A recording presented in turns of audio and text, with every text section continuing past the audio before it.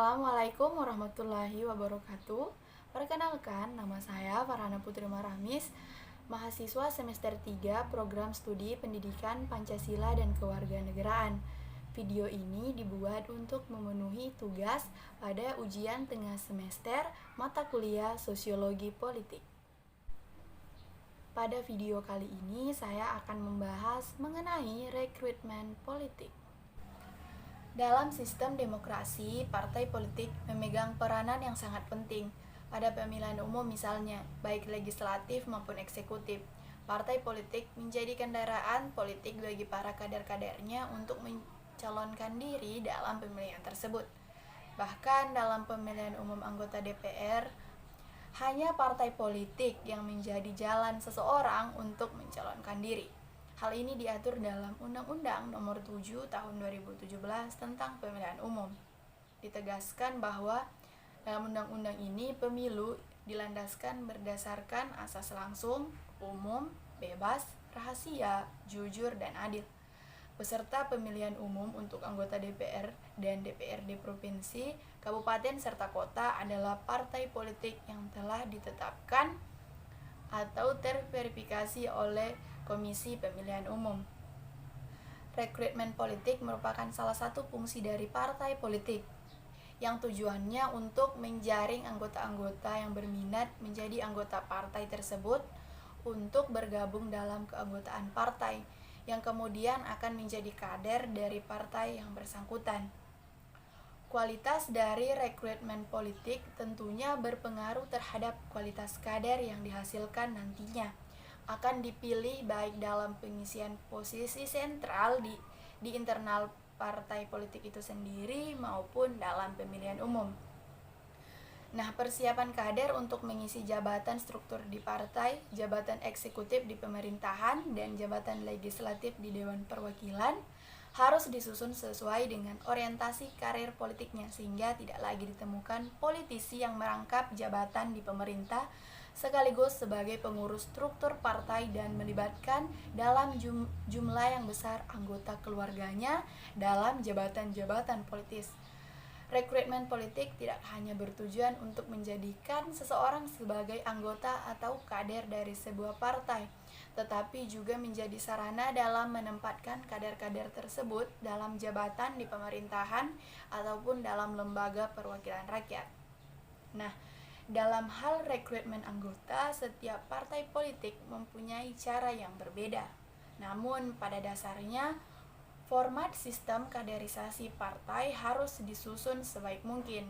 Idealnya, sistem kaderisasi ini harus mampu menyiapkan serta memproyeksikan kader partai politik sebagai pemimpin di masa depan.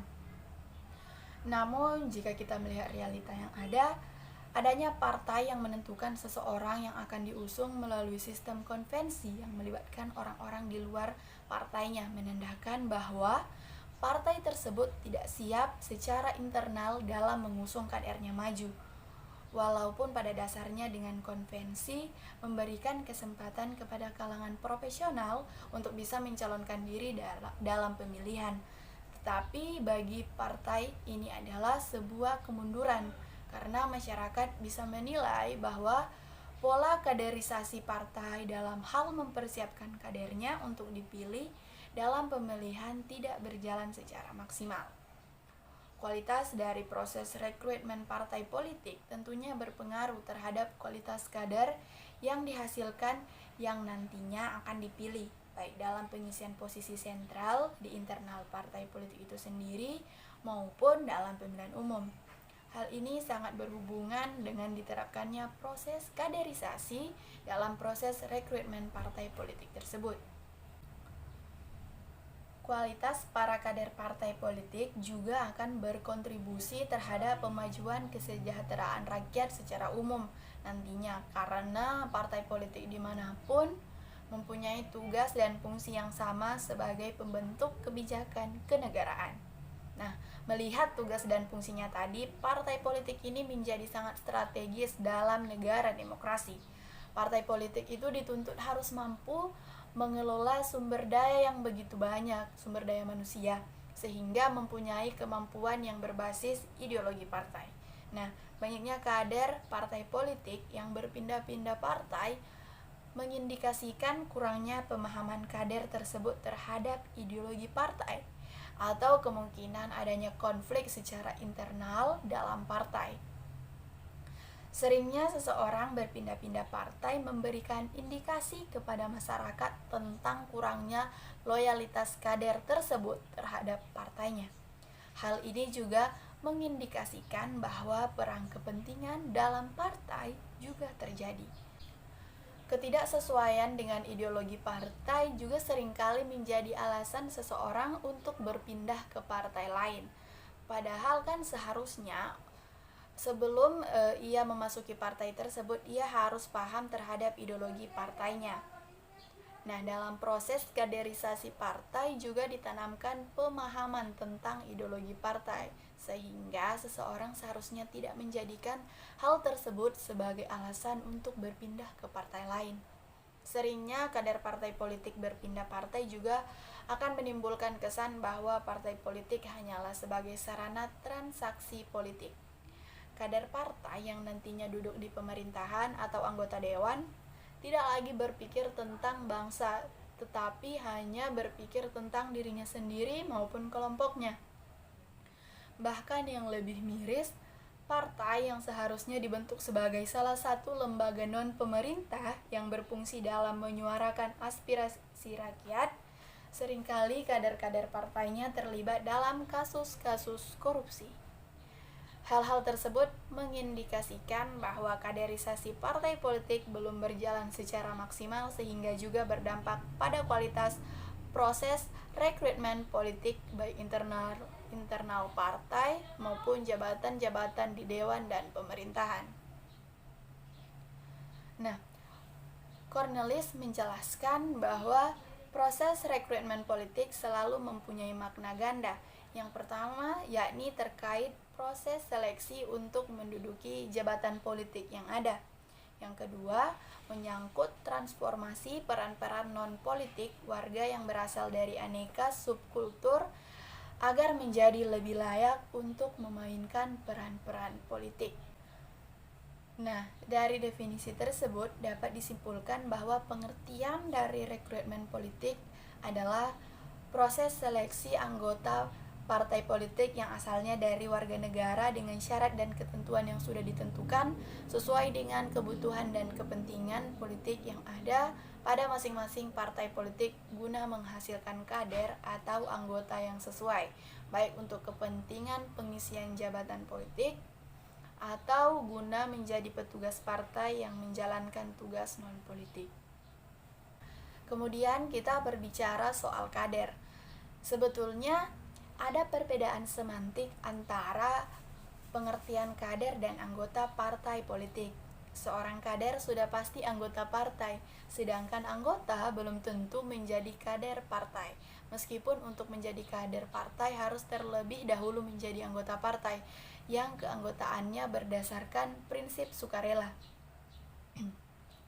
Setiap partai mempunyai cara tersendiri untuk mengatur keanggotaannya. Demikian pula dalam membentuk kader partai sebagai kekuatan inti suatu organisasi politik. Nah, secara formal yang disebut dalam sistem kepartaian adalah anggota, karena memang pengertian kader adalah anggota yang secara khusus dibina dan dibentuk menjadi personil inti organisasi partai.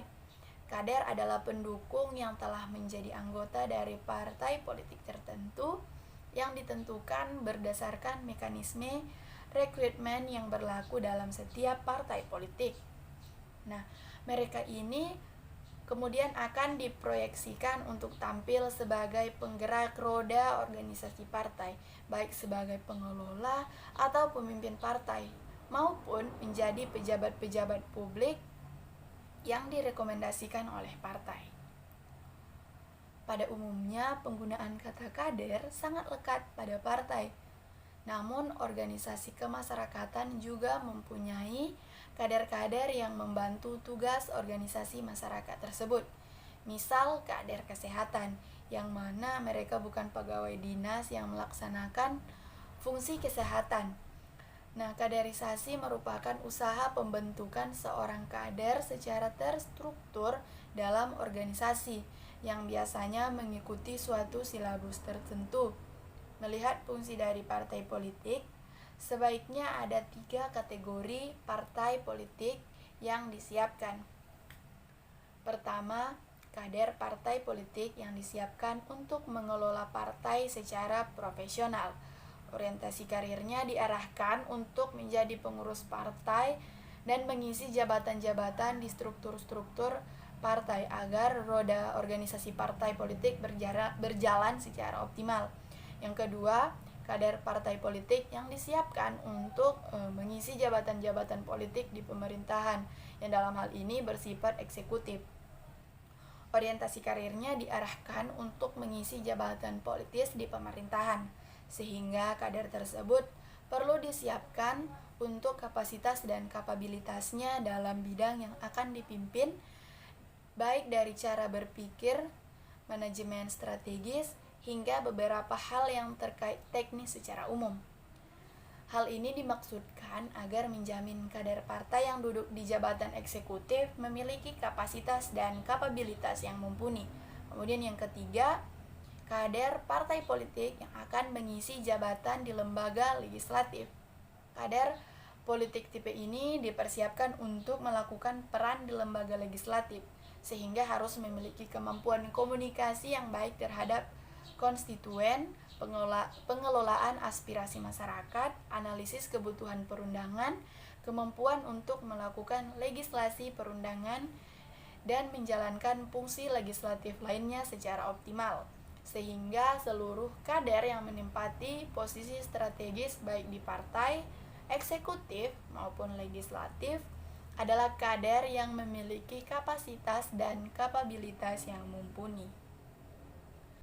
Rekrutmen politik ini juga tidak jauh-jauh halnya dengan dinasti politik, pembentukan dinasti politik, karena pada dasarnya penjaringan anggota atau kader partai politik itu tak lain ialah memang keluarga dari seseorang yang sudah tergabung dalam partai tersebut. Contohnya ialah salah satu fenomena pilkada langsung di Indonesia adalah majunya calon dalam pilkada yang punya hubungan kerabat dengan kepala daerah. Model pewarisan jabatan ini terjadi banyak di daerah melalui proses politik demokrasi. Fenomena ini disebut politik dinasti. Definisi politik dinasti mengacu pada satu anggota keluarga yang menempati posisi, baik secara berurutan, posisi yang sama, atau secara bersamaan di berbagai posisi yang berbeda. Salah satu fungsi partai politik dalam pilkada ialah melakukan pencalonan. Partai politik Indonesia dijamin hak konstitusionalnya sebagai lembaga utama yang punya otoritas dalam pencalonan pilkada. Hak ini diatur dalam Undang-Undang Pilkada dan Undang-Undang Partai Politik Pasal 29 Ayat 1 Undang-Undang Nomor 2 Tahun 2011 tentang Partai Politik, menegaskan bahwa partai politik melakukan rekrutmen terhadap warga negara Indonesia untuk menjadi bakal calon kepala daerah dan wakil kepala daerah. Kalaupun sejak Undang-Undang Pilkada Nomor 12 Tahun 2008 akhirnya dibuka pencalonan melalui jalur perseorangan, namun jalur yang ini lebih sepi peminat. Salah satu fungsi partai politik dalam sistem politik demokrasi ialah tadi fungsi rekrutmen politik. Fungsi ini merupakan fungsi khas partai politik. Bagi partai politik, calon yang dinominasikan memainkan peran penting dalam menentukan karakteristik partai politik yang bersangkutan di depan publik, bahwa rekrutmen politik menunjukkan tipologi partai. Jadi, apakah sebagai partai massa, kader, catch-all, kartel, atau business firm dapat dilihat dari bagaimana rekrutmen politik dilakukan. Adapun yang dimaksud dengan rekrutmen politik adalah proses oleh partai politik dalam mencari anggota baru dan mengajak orang berbakat untuk berpartisipasi dalam proses politik. Rekrutmen yang dilakukan oleh partai politik tidak sebatas hanya untuk mencari anggota baru, tetapi juga merekrut dan mencalonkan anggota partai untuk posisi jabatan publik. Rekrutmen juga dimaknai secara luas. cara pemilihan, seleksi, dan pengangkatan para warga negara guna untuk diorbitkan menjadi calon-calon pemimpin dalam sistem politik pada umumnya dan pemerintahan pada khususnya. Rekrutmen politik untuk pemilu diselenggarakan melalui 3 tahapan. Pertama, tahap sertifikasi, ialah tahap pendefinisian kriteria siapa yang dapat masuk dalam pencalonan, yang meliputi aturan-aturan pemilu, aturan-aturan partai, dan norma-norma sosial. Yang kedua, tahap penominasian, mencakup ketersediaan calon yang memenuhi syarat dan permintaan dari penyeleksi saat memutuskan siapa yang dinominasikan. Dan yang ketiga, tahap pemilu, yakni tahap yang menentukan siapa yang memenangkan pemilu. Tahap pertama dan tahap kedua dari proses rekrutmen politik ialah domain penuh partai politik.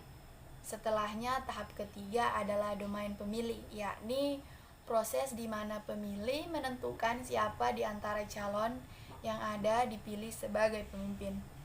Salah satu tahapan penting pemilu adalah pencalonan. Nah, menurut Surbakti, yang dimaksud dengan pencalonan adalah tata cara yang ditempuh peserta pemilu dalam mengajukan calon, yang meliputi siapa yang melakukan pencalonan, bagaimana cara menentukan calon, bagaimana cara menyusun daftar calon, dan apa persyaratan seorang calon. Tata cara ini diatur rinci dengan pasal dalam Undang-Undang Pemilu. Mengenai siapa yang mencalonkan, tersedia 3 pilihan, yakni oleh partai politik, oleh perseorangan, atau oleh keduanya. Amandemen Undang-Undang 45 mengatur rekrutmen politik sebagai ranah partai politik. Pasal 6 menegaskan bahwa partai politik yang mengusulkan pasangan calon presiden dan wakil presiden. Pasal 22E ayat 3 menegaskan partai politik sebagai peserta pemilihan umum anggota DPR dan DPRD. Sebagai peserta pemilu, partai politik adalah institusi yang dalam Undang-Undang Pemilu diberi tugas mengusulkan siapa yang menjadi calon anggota DPR dan DPRD. 4 hal yang penting dalam rekrutmen politik, yakni yang pertama, siapa yang dapat dinominasikan sebagai calon. Yang kedua, siapa yang melakukan seleksi calon. Yang ketiga, di mana calon diseleksi, dan keempat, bagaimana calon diputuskan. Nah, berdasarkan 4 hal tersebut, dihasilkan mode pengelolaan rekrutmen partai yang dilakukan, apakah inklusif atau eksklusif, apakah sentralis atau desentralis. Nah, rekrutmen politik tahap akhir ialah pemberian suara oleh pemilih atau menjadi domain pemilih terkait dengan peluang keterpilihan dalam pilkada. Tidak lepas dari kepemilikan modal. Pasangan calon yang menguasai modal politik, modal sosial, modal ekonomi punya potensi untuk memenangi kontestasi. Ketiga jenis modal itu bisa berdiri sendiri-sendiri tanpa ada keterkaitan, tetapi acap kali berkaitan satu sama lain. Pentingnya penguasaan sumber daya atau modal dalam kontestasi pilkada ini yang menjelaskan terdapatnya kecenderungan partai politik untuk mencalonkan orang yang punya kekuatan finansial. Pilkada itu menggunakan sistem pemilu first past time post. Sistem pemilu FPTP merebutkan 1 kursi di daerah pemilihan. Dalam sistem ini, pemilih memilih calon, dan calon yang dinyatakan menang adalah calon yang memiliki perolehan suara terbanyak. Oleh karenanya, dalam pilkada terdapat fenomena personal vote, di mana faktor figur calon lebih mendasar jadi pertimbangan oleh pemilihan dan menentukan pilihan ketimbang partai politik pengusung. Calon dinasti diuntungkan dalam sistem pemilu FPTP.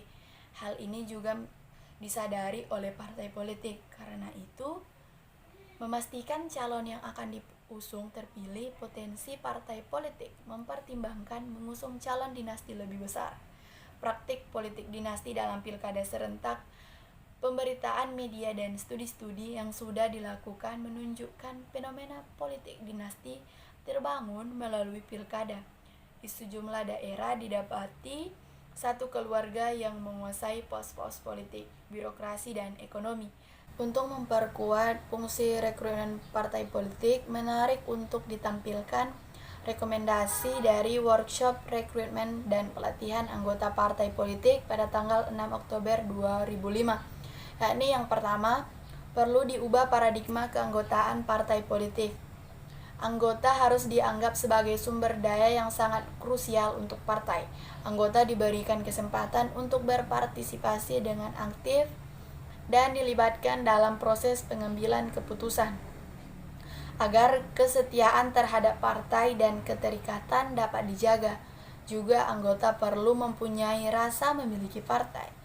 Yang kedua, segera membuat pola rekrutmen yang sistematis. Tindakan yang harus diambil yakni membentuk tim rekrutmen, menentukan kelompok sasaran atau konstituen mana yang akan direkrut, apakah pemuda, perempuan, penduduk kota, penduduk desa, melalui pekerjaan, tingkat pendidikan, ataupun penghasilan. Kemudian menyiapkan sarana dan prasarana untuk rekrutmen, menentukan pesan utama yang akan dikomunikasikan, menetapkan waktu dan lokasi perekrutan. Nah, yang ketiga, menentukan standar pola rekrutmen yang khusus untuk anggota biasa, pengurus partai, calon legislatif, staf profesional, dan lain-lain. Yang keempat, memperkuat sayap dan underbow partai. Melalui organisasi tersebut, rekrutmen kalangan tertentu, yakni pemuda, perempuan, akan dipermudah. Yang kelima, membangun sistem dan database keanggotaan untuk menentukan sistem yang tepat untuk partai dengan menjawab beberapa pertanyaan. Yang pertama, siapa yang boleh menjadi anggota? Apakah anggota harus membayar iuran? Kalau ya, berapa besar iuran? Yang ketiga, apakah anggota diberikan kartu identitas? Data apa saja yang disimpan? Siapa yang bertanggung jawab? Menggaji staf profesional untuk mengurus beberapa pekerjaan partai yang tidak dapat dilakukan oleh anggota biasa, seperti akuntansi, staf sekretariat, kehumasan, manajer kampanye pemilu, penelitian dan pengembangan partai, pengorganisasian acara partai yang besar, dan lain-lain. Yang ketujuh, menjaga supaya anggota tetap aktif dan bermotivasi tinggi. Anggota akan merasa termotivasi kalau ia dilibatkan dalam kegiatan partai, ia diberi tanggung jawab tugas partai sesuai dengan kemampuannya, ia diberi penghargaan setelah tugas diselesaikan, dibuat acara sosial seperti piknik, pentas bersama, atau lain-lain. Kemudian melakukan aktivitas pelatihan secara rutin, membangun program pelatihan anggota dan memperhatikan isu-isu. Misalnya introduksi mengenai ideologi, visi dan misi, program dan gagasan partai, pengajaran sistem politik dan undang-undang yang terkait, fungsi dan struktur partai politik, pengetahuan dan keterampilan yang berkaitan dengan pengelolaan partai, pemahaman atas masalah-masalah aktual, serta teknik dalam memecahkan suatu permasalahan, teknik advokasi sosial. Nah, kemudian membuat anggota merasa puas dan merasa memiliki partai. Demikian rekrutmen anggota baru yang secara otomatis akan dilakukan oleh anggota. Anggota yang puas adalah perekrut yang baik. Sesuai dengan permasalahan bahwa upaya yang dilakukan agar perwakilan yang terpilih dari hasil pemilihan umum adalah orang-orang yang kompeten dan menjadi cerminan dari kebutuhan masyarakat serta bebas dari praktik korupsi adalah dengan langkah awal dari partai politik, yaitu dengan memperkuat fungsi rekrutmen partai politik agar orang-orang yang dicalonkan oleh partai politik adalah betul-betul orang yang berkompeten dan berdedikasi tinggi serta menempatkan kepentingan negara di atas kepentingan pribadi, golongan, dan partai politik.